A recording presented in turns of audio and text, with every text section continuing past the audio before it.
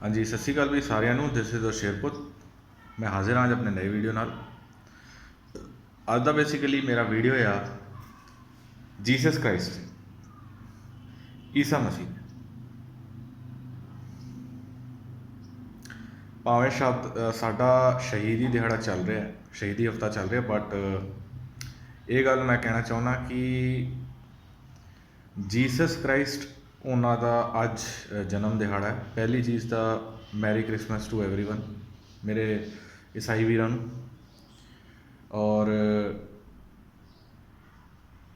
मैं बेसिकली आज ईसा मसीह के बारे में डिस्कस क्यों करना चाहता हूँ। क्या उनकी शख्सियत थी, क्या वो थे, कहाँ वो जन्मे और कैसे उनका क्रूसिफिकेशन हुआ, किन्होंने उन्हें धोखा दिया, और उनका हमारे कंटेक्स्ट में, या आप कह सकते हो कि जो आजकल चल रहा है और सिखिज़म के कंटेक्स्ट में उनका क्या रोल था। पहली चीज़, सभी को, मेरे ईसाई वीरों को मैरी क्रिसमस। शेरपुत की तरफ से आप लोगों को बहुत बहुत बधाई। मैंने ये वीडियो बनाना आज जायज़ क्यों समझा, उसका एक कारण है। चाहे क्रिसमस एक कह सकते हो खुशी का त्यौहार है, पर जिस कॉज के लिए, जिस कारणवश ईसा मसीह को सूली पे चढ़ाया गया था, वो एक सही कॉज था, सच्चाई और हक के लिए। उन्होंने भी शहादत दी थी और हमारा हफ्ता भी शहादत का है। तो कहीं ना कहीं ये इंटर रिलेटेड कह सकते हो, चाहे वो धर्म अलग है। ईसा मसीह की बात कर लेते हैं। ईसा मसीह का जन्म बेसिकली इज़राइल में गैलीली नाम की एक जगह है, वहाँ पे नैज़रेथ गांव है, वहाँ पे हुआ था, जिसे जीसस क्राइस्ट और जीसस ऑफ नैज़रेथ भी कहते हैं। गैलीली नाम की जगह है इज़राइल। इनके 12 शिष्य थे। वर्जिन मैरी के घर इनका जन्म हुआ था। बचपन से ही ये एक अलग ही प्रवृत्ति रखते थे। इनका मतलब इनका बातचीत सब कुछ बेसिकली अलग था। ये यहूदियों के घर जन्मे थे, ये खुद भी यहूदी थे। अब मैं ये कह रहा हूँ जी यहूदी थे, तो फिर क्रिश्चियनिटी कहाँ से आ गई, वो भी मैं बताता हूँ। ये वही है, मैंने पहले भी बताया, जो क्रिश्चियनिटी है, ईसाई धर्म यहूदियों से निकला है, ज्यूइश पीपल से निकला है। ज्यूइश यहूदी होते हैं जो कि जूडाइज़म को मानते हैं, जिनकी भाषा हिब्रू होती है, और ये इज़राइल में पाए जाते हैं। तो ईसाई धर्म भी इज़राइल से ही निकला है। जॉन बैप्टिस्ट नाम के एक पादरी थे, उनसे इनका बैप्टिज़्म हुआ। ये अपनी सभाएं लगाते थे। 12 इनके शिष्य थे। तो सब ये सब करने लगे, तो इनकी कहानी कहीं ना कहीं थोड़ी बहुत गुरु अर्जन देव जी महाराज से मिलती है।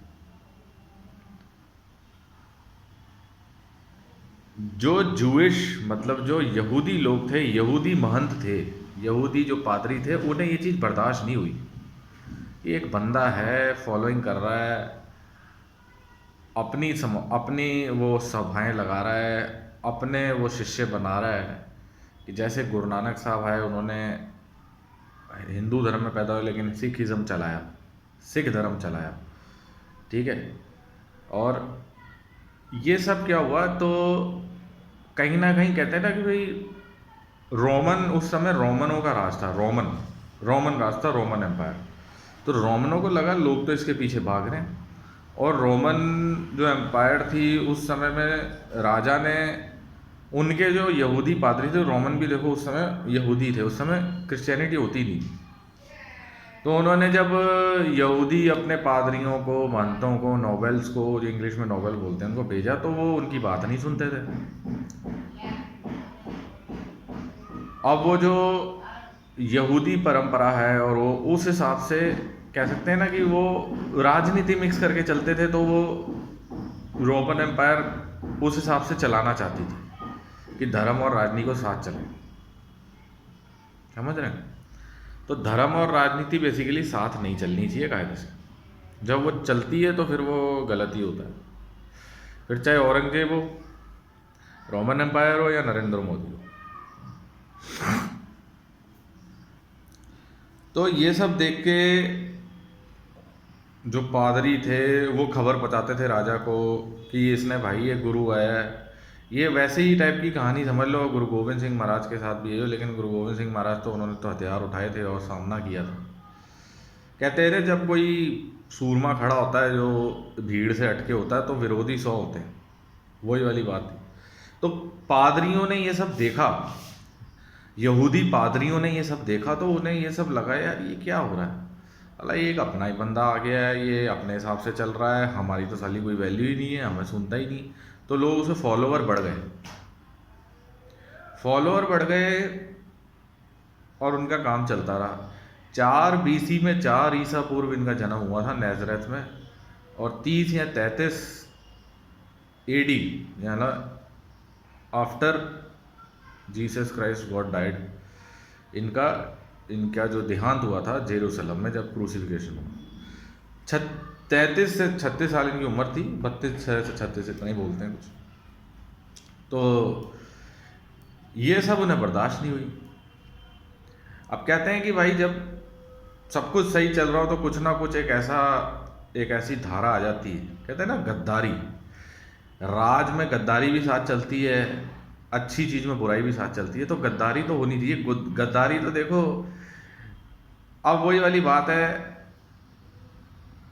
गद्दारी हर जगह है। फिर चाहे महाभारत हो, रामायण हो, विभीषण, ठीक है, फिर जीसस क्राइस्ट का क्रूसिफिकेशन हो, सिख राज के साथ पटियाला वालों ने गद्दारी करी, डोगरों ने गद्दारी करी, ठीक है।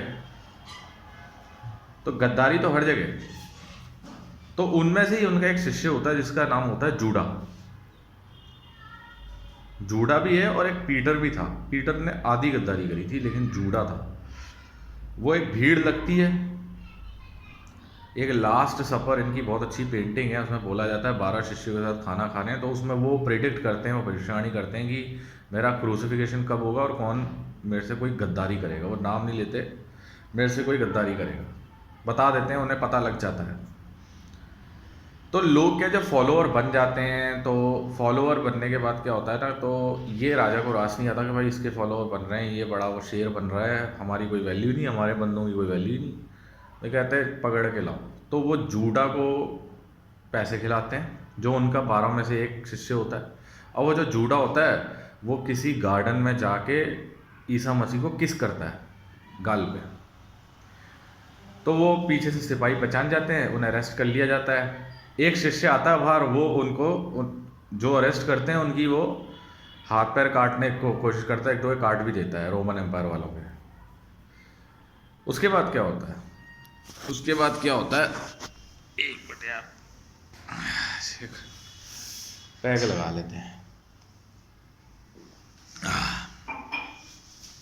आज क्रिसमस है तो थोड़ा गम भी है, दुख भी है, दोनों ही है। क्योंकि देखो क्रूसिफिकेशन हुआ था ईसा मसीह का, वो बड़ा दुख की बात है। अब वो जो इनका जो शिष्य होता है, वो शिष्य ईसा मसीह को बचाने की कोशिश करता है, लेकिन वो शिष्य एक गद्दारी करता है। जब बाद में ईसा मसीह को लेके जा रहे होते हैं तो पकड़ लिया होता है, तो वो पूछता है, एक रोमन सिपाही उनसे पूछता है, भाई तुम ईसा मसीह को जानते हो? वो मना कर देता है, मैं नहीं जानता। कर गया गद्दारी, जबकि उसे अपने गुरु के साथ खड़ना चाहिए। जैसे गुरु गोविंद सिंह महाराज ने खालसा खड़ा किया था तो लाइन लग गई, लाइन कि मैं मरना चाहता हूँ, मैं गुरु का सिख हूँ, मैं गुरु का सिख हूँ, ठीक है। गद्दारी अपने गुरु से नहीं करी। सच्चा गुरु का जो खालसा होता है वो कभी गद्दारी नहीं करता। ऐसे ही वो जो पीटर होता है, उस बंदे का नाम, वो उनका जो डिसाइबल, एक तो जूडा होता है जो किस करता है, जो गद्दारी करता है, एक होता है पीटर हाथ पैर काटता है। लेकिन जब बाद में रोमन एम्पायर का एक सिपाही होता है, उससे बात करा, भाई तुम ईसा मसीह को जानते हो? कहता नहीं। तो एक कौवार होता है, कौवा, तो कौवार होता है ना, कौवा ऐसे बोला कहाँ कहाँ करता है, तो उसे एक भविष्यवाणी याद आती है जो ईसा मसीह ने करी थी लास्ट सपर में, कि भाई कोई ऐसा बंदा होगा जो मुझसे गद्दारी करेगा। या जो उन्होंने भविष्यवाणी में एक दो चीज़ें कही थी, एक मुझसे गद्दारी करेगा, एक मेरा नाम लेने से मना कर देगा, मुझे पहचाने से मना कर देगा। तो उन्होंने एक पूरी भविष्यवाणी में, तो उसे वो भविष्यवाणी लास्ट सफर की याद आती है कि भाई एक बंदा जो ईसा मसीह ने बताया था जब वो कौवा रोता है, कि भाई वो कौवा रोता है, वो कौवा चिल्लाता है, तो वो ईसा मसीह की एक मतलब एक उनको संकेत होता है कि तुमने, वो याद आता है कि वो भविष्यवाणी में शायद वो सिद्ध होती साबित हो रही है, क्योंकि मैंने ही इनका नाम लेने से मना किया है कि जब मैं पकड़ा जाऊंगा मेरा नाम लेने से रोमन सिपाहियों के सामने मना कर देगा, तो एक गद्दारी हो गई, बचने के लिए हो सकता है। तो भाई लेके जाते हैं वहाँ पे, क्रूसिफिकेशन करते हैं दो चोरों के साथ। दो चोर होते हैं, एक चोर तो गालियाँ पकता है ईसा मसीह को, भाई तेरी वजह से मैं भी लटक गया। एक होता है कि वो कहता है कि भाई ईसा मसीह तो बहुत अच्छे हैं, ये वो कहते हैं तुम मेरे साथ जन्नत में आओगे ईसा मसीह के। और उनके दूसरे शिष्यों को वो बोलते हैं कि भाई सारे शिष्य, आप देख लो मज़े की बात है, जब ईसा मसीह के साथ ये घटना होती है, ये किसी बाग में किसी गार्डन में उन्हें पकड़ते हैं, जब वो किस करता है जूडा, तो सारे शिष्य छुप जाते हैं। गद्दारी की हद देखो आप, गद्दारी देखो। पीटर मना कर देता है, चाहे उसने तलवार से हाथ पैर काटे, जूडा ने तो बेड़ा गर्क ही कर दिया।